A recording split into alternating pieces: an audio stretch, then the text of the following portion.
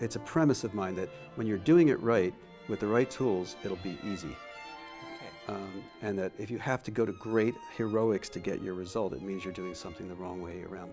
When people say, oh, I saw Strad, they don't say, oh, I saw a Strad from 1750. They might, but they might just say that, oh, I have a Strad. All of it constitutes his oeuvre, his body of work. And he's judged by the entirety of his body of work. So, I mean, I spend quite a lot of time myself maintaining my own instruments because I feel like I am continuing to build my body of work. And it's never done. They can't be orphans. I'm Jason Price, and this is Sam Zygmuntowicz, and we're sat in Tarisio's New York office to talk about the Salabue Stradivari.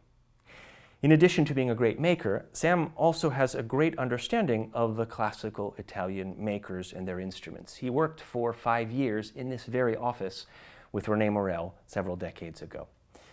Sam, I wanted to show you this instrument because I'm pretty certain you're going to like it.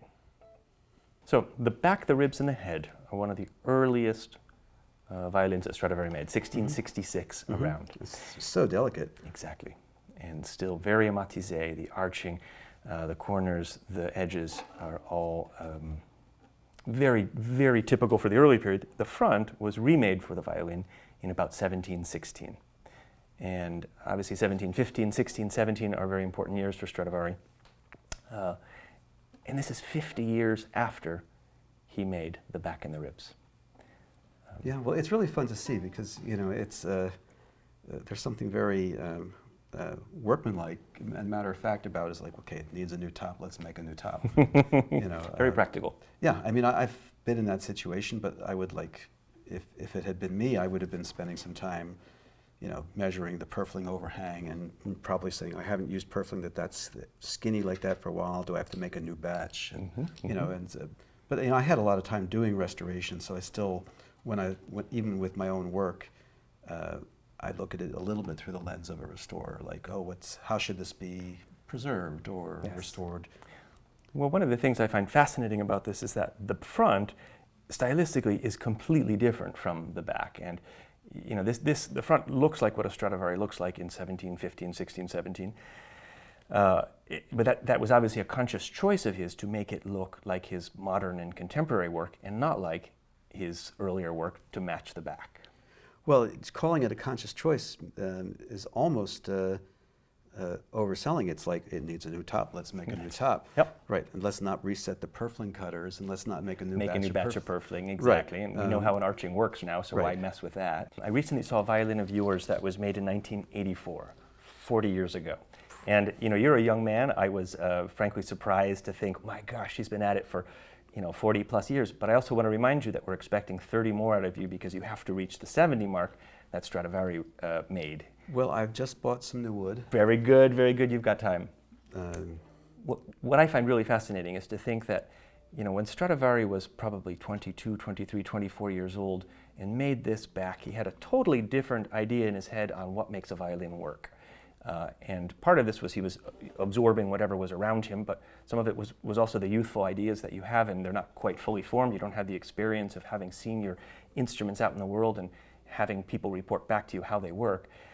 And then when it comes back to him 50 years later, he has this chance to do something to, perhaps he's replacing a part that was damaged beyond repair, but he has an opportunity to change it.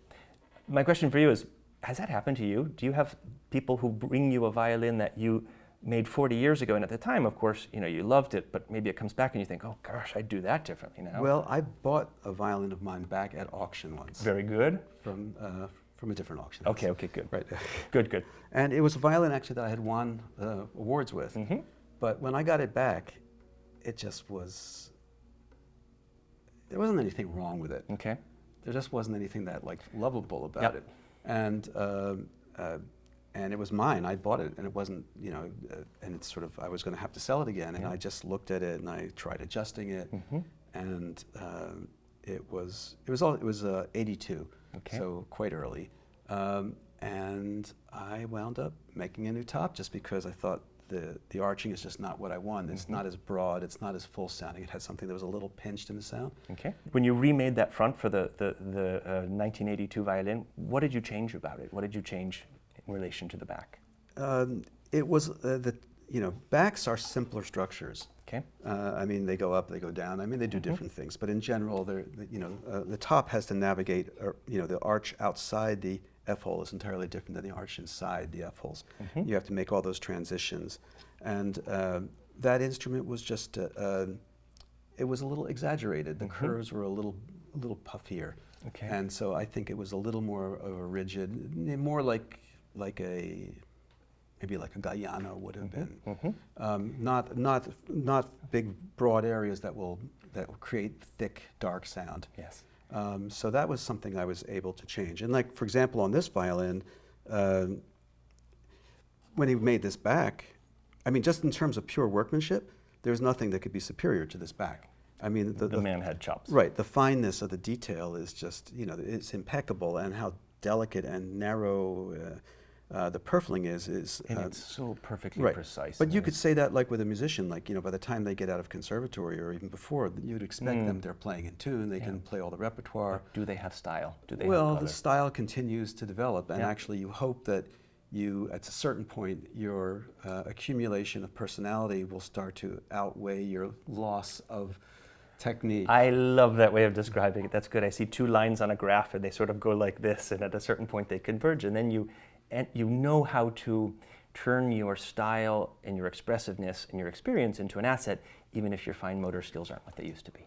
In your personal growth over these years since your earliest works, what part of your making has changed the most?